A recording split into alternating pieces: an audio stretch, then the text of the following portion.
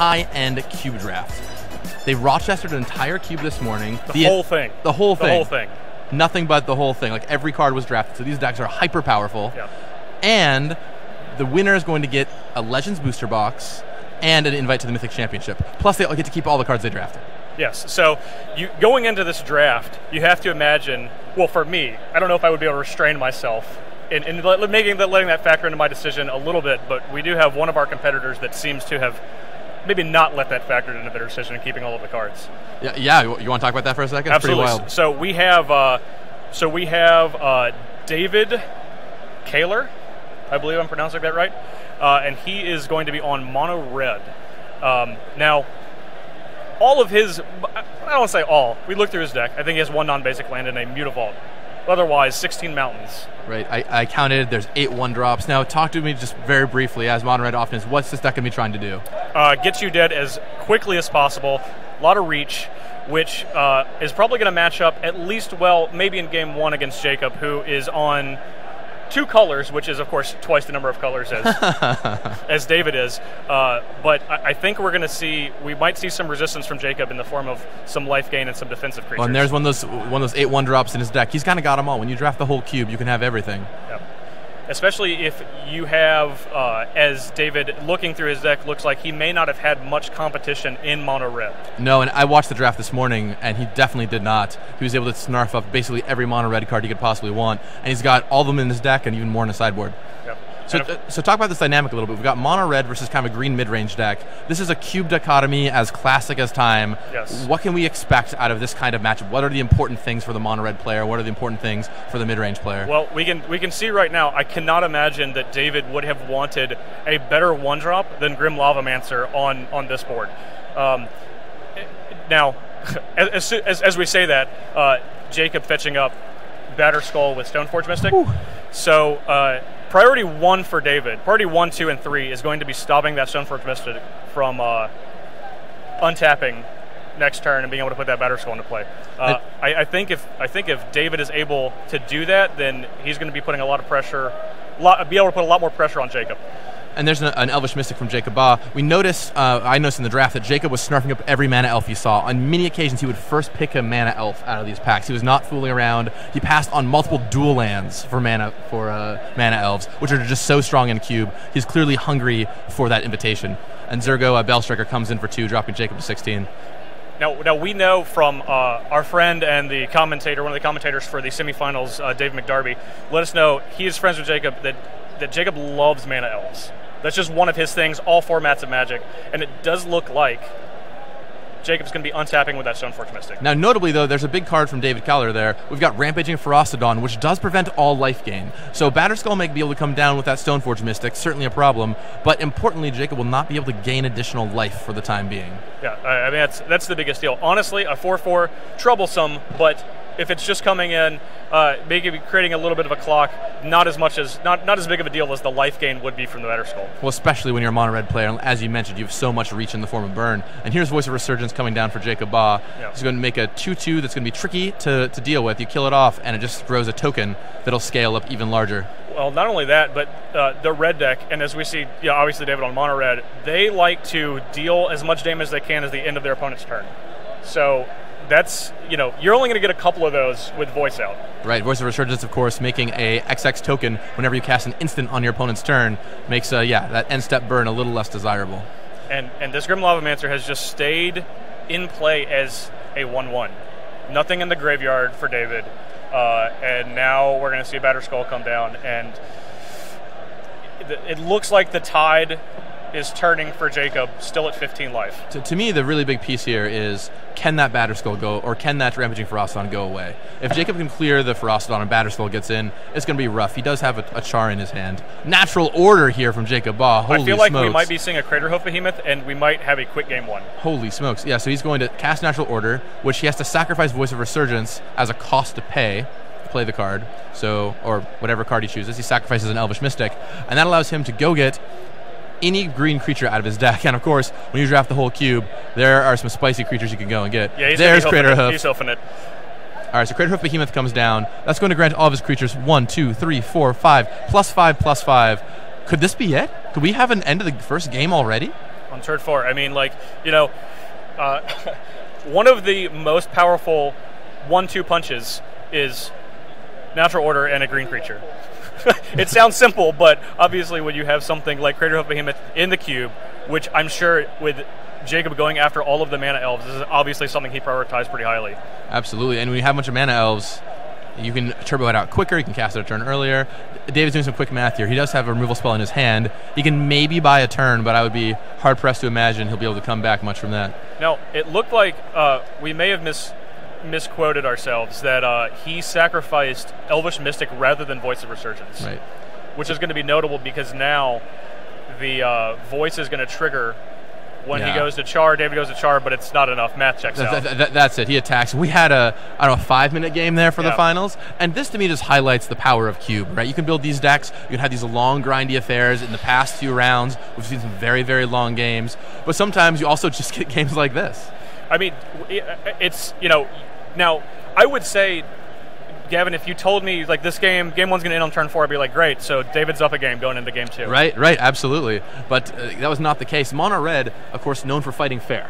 And it's very good at fighting fair. It can fight extremely fair, but ultimately it is fighting fair. And when your opponent cheats out a Craterhoof Behemoth on the 3rd or 4th turn, well, that's going to do it. Yeah, I wouldn't classify that as fair. Now, I would not be surprised if we see some extended sideboarding right now between game 1 and 2. Right. One of the interesting things here, as we mentioned, is they drafted the entire cube. So normally when you draft cube, I mean, I don't know about you, but I always try and draft a good amount of sideboard cards, have a few options to bring in here and there, and I've got my 2 to 5 cards, maybe I'll sideboard in. But in this case, their sideboards are gigantic. They drafted almost double the number of packs you normally would in a booster draft. So as a result, they have tons of great sideboard options. And you see Jacob going to sideboard in his mystery card, which I believe is going to be Legion's Landing. So we spoke to Jacob before this round began, and he actually has kind of a special trick up his sleeve. You want to talk about this one a little bit? Yeah, so I actually talked to Jacob after his last round. So Jacob in the semifinals, obviously we saw him very quickly have a green-white mid-range deck. Game 2, he switched to a Naya deck, fully added in several red cards that he had from drafting the entire cube in the Rochester Draft earlier. And in Game 3, after losing Game 2 with the Naya deck, he actually went to an Abzan deck, taking out the red cards for black cards. And he even told me, he's like, if I end up playing against red, I might go into a 4th deck. Wow. Which is going heavier on white, and I think that's exactly what we're going to see. And well, Justin, that really shows the skill of the player here, being able to not only draft a very complicated format and build a great deck that can take the first game, but be able to kind of deck build on the fly.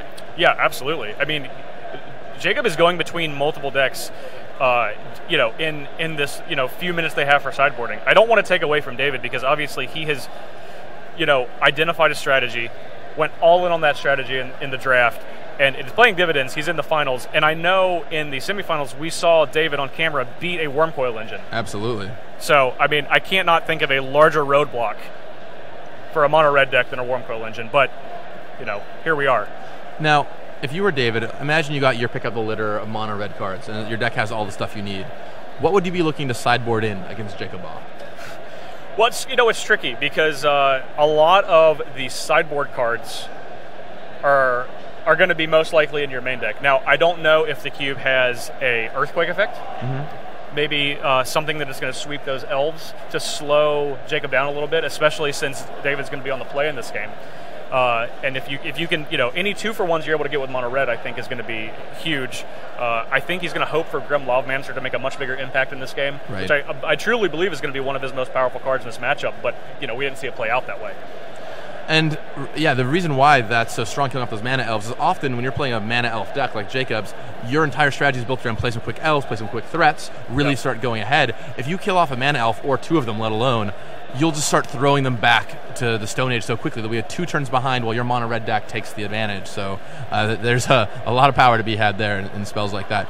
I think additionally we could also see if David has access to any of them, any anti-life gain spells, like if there's a Skull Crack, for example, in the cube. And I don't know if he has it, but anything in that range would make an appearance here. Sulfuric Vortex, of course, an amazing card. I believe that would be in the main deck. That would be in the main deck, it's true. Vortex, I think, one of the strongest cards in the mono red deck. I mean, that card is outrageous. Yeah, I think more so than sideboarding, I think David may potentially be electing to change his strategy up slightly going into game 2 now that he kind of knows what he's facing. Not only is getting rid of those mana elves going to be so critical in slowing Jacob down, but after seeing Jacob deploy a quick natural order, ending the game on the spot, taking care of those green creatures is going to be priority number one. Absolutely, yeah. I mean, if you know your opponent has natural order, you have to stop that, because even with fewer creatures on the battlefield, even if Jacob hadn't one-shotted David, that Crater of Behemoth would still probably mean the game is over within the next turn cycle. It's lurking somewhere. Yeah. So, as always, Mono Red is going to hope to close quick, and he's going to want a quick, aggressive draw with some of his one-drops, absolutely. Here we go. We're headed into Game 2 of the Finals, Legends Booster Box, and, of course, a Mythic Championship invite to Richmond on the line for both of these players. Let's see what they find. All right, it looks like David has turned up a Flame Slash, which I imagine is going to be deployed in the first couple of turns. I think, is that a Dreadhorde Arcanist I see as well? Now that could, that could be huge. That is huge, especially on the play. Yeah. I think I also see a Zergo Bell Striker as well, which is a great one-drop. And this is maybe the kind of hand you would hope to have against a green deck. Kill off their first turn creature, attack safely. Here we go. Oh, I guess no Zergo. That was a missight by me. We only have, of course, the overhead cams. Now, no one-drop for him. He must have kept a hand he's pretty excited about. And there's a Hex Drinker. Now, Hex Drinker, for a lot of matchups, probably going to be a problem, but not a problem for David right here. Has the Flame Slash, going to take care of that early green creature, and it's a Goblin God, probably coming off the top. I can't imagine he held that one back. Agreed, and so he reveals a Plains for Jacob Baugh, so gives Jacob that extra land, but at the end of the day, the Mono Red deck does not care too much about giving him that land. I believe that David also has a PNLR that they're going to deploy in the next turn. And there's the Voice of Resurgence from Jacob Baugh. David plays his third land when the turn is passed back to him, and here comes Rampaging Ferocidon. I think that's the card I saw. Ferocidon shows up yet again, and it's going to reveal a Devoted Druid from Ultimate Masters. And this is not something I'd be too excited about if I was David. You have to trade your Goblin Guide for that Voice. He still gets the token back. He will take one from the Ferocidon, but David already kind of behind the gun. Yeah. And Jacob will draw that Devoted Druid. Oh, we see. Now, here's something super notable. Crater of Behemoth is in Jacob's hand, so he will not be natural ordering for that creature at any point in the game. So he's gonna have to do it the hard way, mana.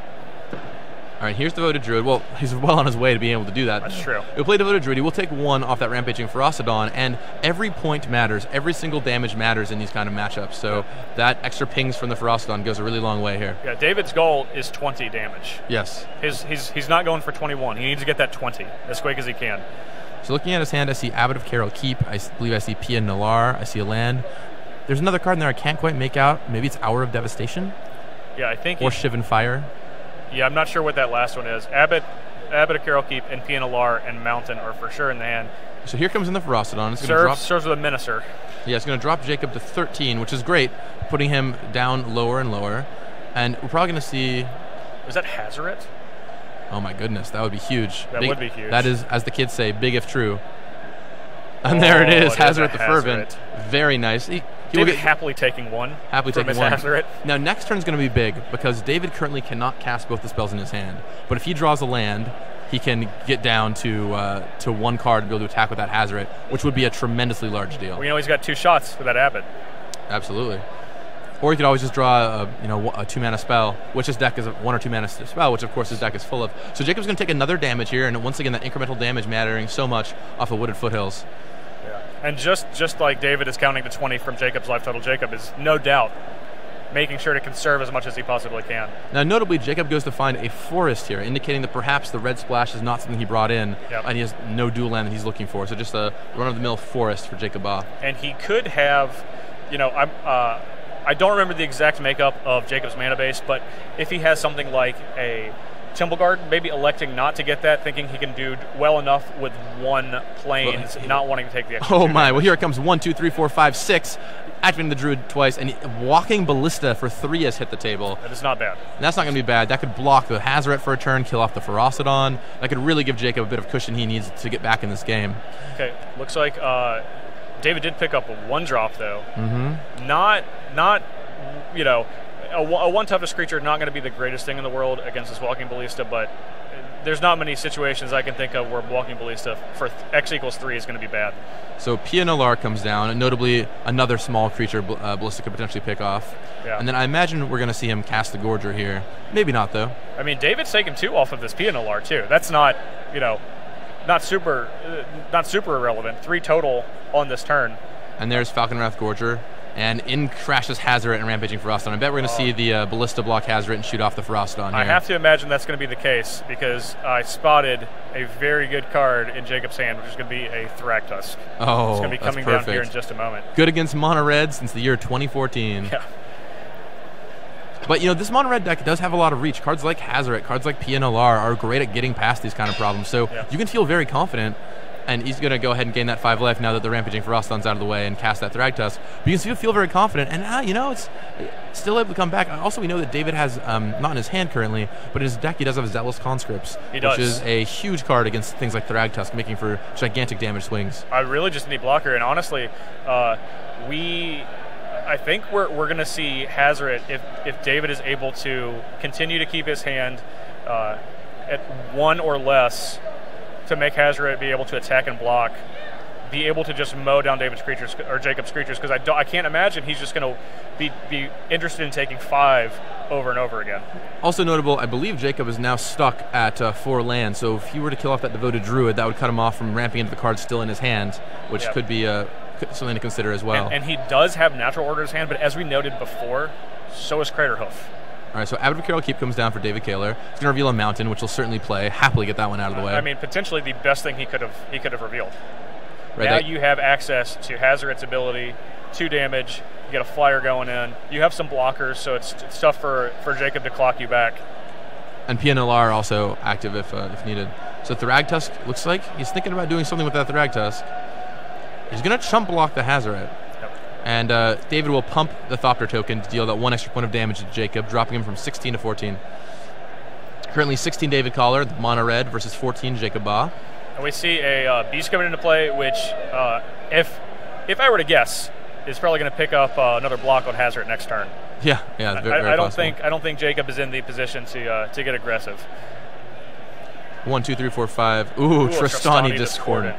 Now those 2 tokens are going to cause a lot of trouble and make that beast even larger.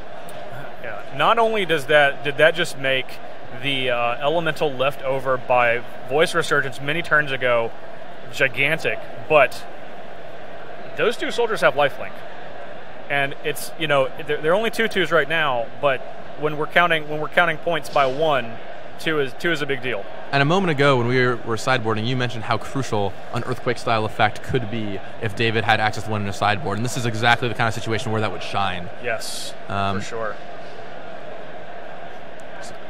Yeah, David has a fine board, but he's getting gummed up a little bit and poking through for a few damage every turn with the Thopter is a slow road. With that said, sometimes with Mono Red, you do have to kind of hunker down and play that long game and chip in for damage where you can. David has done well to add to this board without playing a single burn spell. And I'm not even counting Flame Slash because that's only going to a creature. So, we don't see any Chain Lightnings, any Lightning Bolts, any Fire Blasts. Right, we've not seen any of that from David, and you got to imagine that he has it in his deck and it's just not coming up for him. Which is what you often need in a situation like this, because if you drew a bunch of removal spells and you were trying to 1-for-1 your removal on the green-white deck, you're going to fall up very, very, very short. Oh yeah, we've already. This is Jacob's 3rd creature that is essentially been more than 1 creature. He's had Thragtusk and Voice before it, and then a Tristani. This is, really, really leaning on the evasion of the Thopter. It's a 1/1, but it's something, and the 2 damage from the Hazoret right now is really what David has going, and he's tanking. I think he's really trying to decide if he's going to start discarding these cards out of his hand for his Hazoret. Right. For example, you could pitch a Hazoret at Jacob's face, attack with a token, pump it once. Yeah, it's 4 damage. All right, so it looks like just 1 damage coming in off the Thopter token. Now, I've watched a lot of Patrick Sullivan play Mono Red decks, and the thing that he taught me is you just have to get in every point you can. Just spend the resources you have on the board. Yeah, don't exhaust extra things if you don't have to. Just get that damage in because you will need every point you can. Yeah, don't leave it on the table. So we have a Shivan Fire, which, again, Shivan Fire, while good, is not Burst Lightning. Right, cannot go to the face, although at this point it's probably most likely to target that Tristani or something like that. I believe so, yeah. Gonna shrink Jacob's team significantly, and specifically give those lifelink soldiers, remove that +1/+1 from them. Yeah, and notably, I don't think Jacob really has a great attack here. Oh my goodness. Jacob just pulled Gideon Jura, however. That's a big play, but he does not currently have a 2nd white to cast it. He doesn't. He opted to go for that forest with the Wooded Foothills. Again, we don't know exactly if he could have gotten a white source from that, but having a single plains in play I don't want to say is going to be the deciding factor, but it's certainly going to make a difference this turn. Jacob's hand's still full of plenty of gas, I'm sure. He's got 4 or 5 cards in the grip. He tries to cast Gideon Jura. I don't see another white source there. Rashad, can you go check on that for me? We're not able to see the bottom left. It's some mighty glare. I think that's a treetop village. Here. It's Stirring Wildwood. Oh, then it's not a treetop village, I suppose. Perfect. We stand corrected. Well, that's going to be a... now David's in a real rough spot, because Gideon's plussed. He's going to force everything to attack him, and this board stall might just turn into a massacre. It will. Hilariously, if he doesn't want Hazard to attack, he doesn't have to make Hazard attack. He can hold the second card in his hand. That's true. Although now that the Tristani is down, I feel like we're going to see an attack from Hazard. All right. Gideon, obviously Gideon makes you take care of him, but that's a card you're going to need to really take care of anyway. Gideon Jura, of course, forcing every creature to attack at a Fable. Oh my gosh! Speaking of earthquake effects, we have a fiery confluence. Now that is huge. That is absolutely huge. That could very easily wipe Jacob's entire board. It's gonna do a lot of damage to David's board too. But this has got to be the play from David. Like absolutely. this is gonna be huge. It's gonna take care of everything except for the Gideon, and then I think the Hazard can come on over and take care of the Gideon afterwards. Now, I don't believe you can redirect from Fiery Confluence to Gideon. No, but Hazard is going to live, and Jacob's going to go down, or David's going to go down to 1 card in his hand. Right. So if you're David here, what modes do you choose on the Fiery Confluence? Let's see. Well, we're definitely going to deal 1 damage to. David has. Jacob has a beast. So David's really a clever play here, trying to maximize his damage. He sacrifices his Thopter token, which is going to die anyway, to Pia Nullar to make something not be able to block this turn. And here it comes, Fiery Confluence. And looks like he just does 6 to Jacob's face. Wow, putting him to 7? Okay, so we're all in on the... no. Oh, no, there he goes. Sorry, people were just reacting a little slow. Looks like he did 1 damage to every creature and 4 to Jacob's face. All right, and now that Beast can't block... Now, that's super important because the Abbot of Carol Keep with prowess survives. Right, absolutely, and that's going to be able to enough to crunch in and take down that Gideon Jura.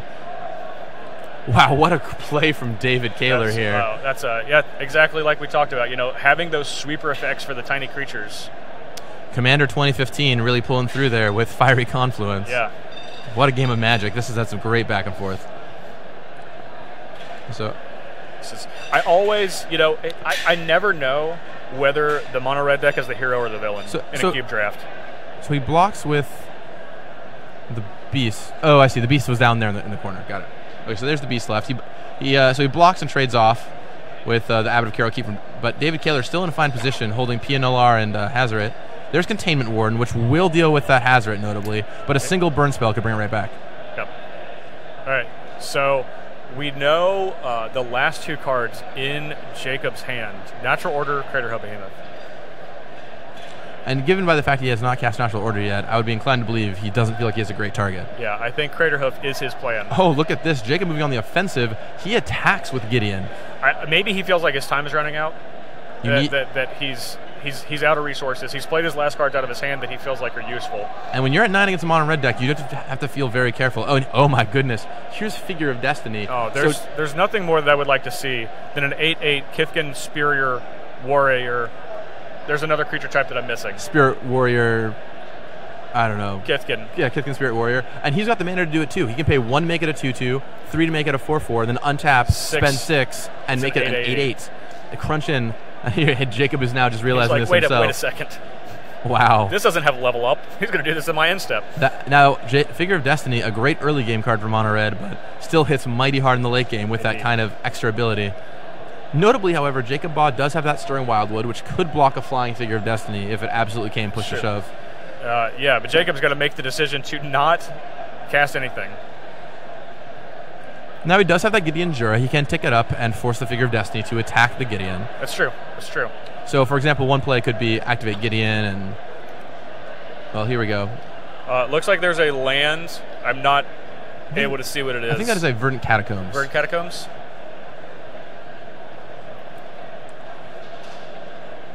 Yep, Verdant Catacombs. We have confirmation from our team on the floor. 1, 2, 3, 4, 5. Okay, so we're going to see whatever the last... Oh, Primal Command comes down for Jacob Baugh. That's backbreaking. Well, it looks like it's going to be gain 7. Search for a creature. Cool. Put it in your hand. Just when you thought you were getting somewhere, gain 7, search for a creature. God, David has got to just...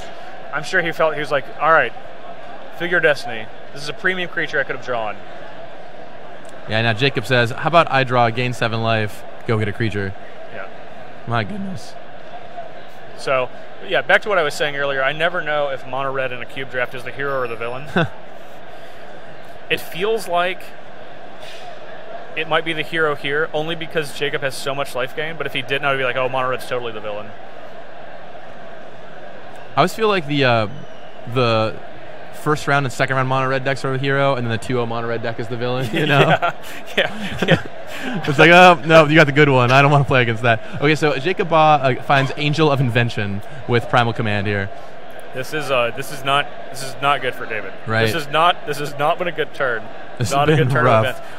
Oh my goodness. Gavin, I think I can comfortably say he will not be blocking that starting wild white. He's going to need that second white. Yeah. Gideon Jura becomes a creature and smashes in for 6. So Jacob not worried about anything here. He says, come at me, and just attacks with that Gideon. Angel of Invention, I believe, is one of the cards that Jacob specifically cited in. He actually was telling me before the match he was going heavier on white. So I think this is specifically one. A large either can make blockers and go wide, or a huge lifelink creature. So now David Kaler sitting at 4. That's a pretty real position for him. He really can't attack too much here. I think at this point, David's best draw is Fire Blast, and we can go ahead and close this one out and Fire Blast himself. Oh, no. Right, so David's going to pass. And he's played a great game. He's played tight. He's played well. But I think we're getting ready to see the end. 1, 2, 3, 4, 5. Here's going to come Angel of Invention. Do you think this resolves, or do you think the game is over before it resolves? I think it'll resolve. If I were David, I would play this out. Jacob thinking carefully. There's the Angel of Invention. Angel of Invention, yeah. Flying Vigilance Lifelink 2-1. Yeah, I feel like this one's going big. Nope, going wide. All right, he gets the 2 extra ground tokens to block with. Look, you made it all the way to this. You qualified in another tournament over the course of the weekend. You Rochester drafted a Legacy Cube. You aren't conceding at this point. You're going to play out your last few moments. Jacob not able to get in for a third trip to the red zone with Gideon because he is fearful of that Kithkin Spirit Warrior turning into an 8/8 and blocking. Absolutely, and being able to sit on defense buys him a turn, but now I think he's got overwhelming. That's a Zergo Bell striker for David, which is not going to get the job done. And here it comes. Well, this is what you got. A little bit of a fingers crossed situation, but that beast token that token's going to block there. He's going to take 8 on the chin, or Gideon will take 8. Yep. That kills off Gideon. And I think we're going to see it. Yep. There it is, the hand. Jacob Baugh takes it down after a hard-fought tournament, comes all the way into the finals, and we'll be seeing Jacob Baugh at Mythic Championship Richmond. You think he's going to bring his box of legends with him? He also won. Hey, I'll be there. I'm in for a draft. Excellent. Let's do it. Will you be there? I will be there at Richmond, actually, yes. Pretty close to right Roanoke. down the road from Roanoke, Virginia. That's right. Excellent. Well, what a match. It's been a great day of Legacy Cube. It has been a great weekend here at Gen Con. We've had panels of all shapes and sizes. We've shown off a bunch of new Magic the Gathering Commander cards. We finished on a high note with this great Legacy Championship, or this Legacy Cube Championship. And now we are finally ready to call out our victor, Jacob Baugh. Congratulations. Well done. I gotta admit, I'm a little jealous. Jacob able to qualify for a Mythic Championship playing Cube Draft. Yeah, imagine you sit down at the Pro Tour. Imagine you sit down at the Mythic Championship, and Jacob Baugh is across from you, and you're like, oh, what format did you qualify? And he's like, I qualified in Cube Draft. Holy smokes, that is truly outstanding. Probably signing the match slip right there. Yeah. Just like you got it. Yeah. Oh, hello. Do you want to come in for a moment, Jacob? Jacob, come on in, buddy. Jacob, come on in. Scoot over. Congratulations, truly, my friend. Congratulations. This is well earned. Very nice job. Very nice job. So this morning, you Rochester drafted. I had the pleasure of watching you Rochester draft. What was your strategy going into it? Were you kind of playing it by ear? Were you kind of seeing what other people were doing? So one of the things I like to do in Rochester, I've actually played the format before. Wow. So, Excellent. Is I like to follow my actual who I'm getting passed from. So if I'm early, I want to show people that these colors aren't open and force people out of them. So I know who exactly is taking the cards that I want from. So I just followed suit with the person to my right who was first pick and just got the same colors as him, because I knew it would force other people to not take those cards as highly. Yeah. So for the rest of the draft, I was going to get lots of wheels that I shouldn't get. And you're only fighting with one person. And you got to be, if you're able to be stubborn the whole time, then you can get some stuff you wouldn't normally get. Sure. Yeah. I noticed you picked Mana Elves extremely highly. Can you tell us about your feelings on Mana Elves? Yeah, I mean, I think they're one of the best strategies in the format for Cube, for sure. The big mana is just a fantastic thing to do, so that's what I wanted to do in the beginning. So yeah, we were informed that from both of our friends, Dave and McDarby, that you are a big fan of elves in all formats. So it only is appropriate that ultimately a variety of mana elves takes you through the finals, winning the Legends box, invitational, or invite to the Mythic Championship in Richmond. Have you played in a Mythic Championship before? Yes, I actually skipped the last one, but I've played in all the other ones so far. Well, fantastic. You clearly needed the qualification, so very excited to have you there. Yeah, we were talking just before you came up that when someone asks you how did you qualify, you have the best, now in my opinion, the best answer of all time. No one else can say this. Yeah. So right, you qualified via Cube at Gen Con. What an amazing time. Yeah, it was great. You we talked prior to the match. You were like, we went through all of your sideboarding plans, which we told the viewers about a little bit, and you're like, I think I might be going heavier white if I play this mono red deck, and then we saw exactly that happen. So very nice job. Well, very well done. Congratulations again. Thanks. And I will see you in Richmond. We'll job. both see you in Richmond. We'll both see you in Richmond, yeah. All right, thank you so much. Thanks, Jacob. All right. Well, I think my friends, Justin, everyone out there, I think that about does it for us. It does. We've had a great weekend. I mean, you've had a great time, hopefully. I love Gen Con. This is my sixth one, and I could not imagine a better end to my Gen Con commentating with you, Cube Draft Finals. It's just best format, best convention. But I don't know what else to say. We had Justin up here yesterday for the Joy of Cube panel. Yes. And after hearing him talk about how much he loved Cube, I was like, okay, we can get him in for the finals. And I'm so glad we were able to make that happen. Oh, me too. Really glad you were able to join us. And thank you all for joining us and making this weekend such a great success. Thank you to Pastime so much for hosting us on their channel and being able to bring all this great streaming content to you. And I hope you really enjoy all the great things coming in the future. So on behalf of everyone here at Gen Con, on behalf of Wizards of the Coast, on behalf of everyone who has touched this stage this weekend, all the hardworking people behind the scenes, Rashad Miller, to the hardworking staff, to everyone who made this happen, to Chris Tulloch, to Aiden McGee, to all the people who've run to get me water when my voice has been cracking. You're all heroes. Viewers, you are heroes. Thank you so much. Have a great night, and we will see you soon.